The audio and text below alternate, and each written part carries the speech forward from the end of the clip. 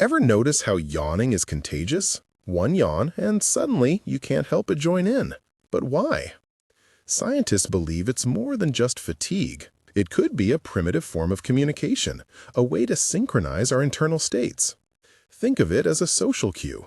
When one person yawns, it might signal to others that it's time to shift gears, to become more alert, or perhaps even to relax together.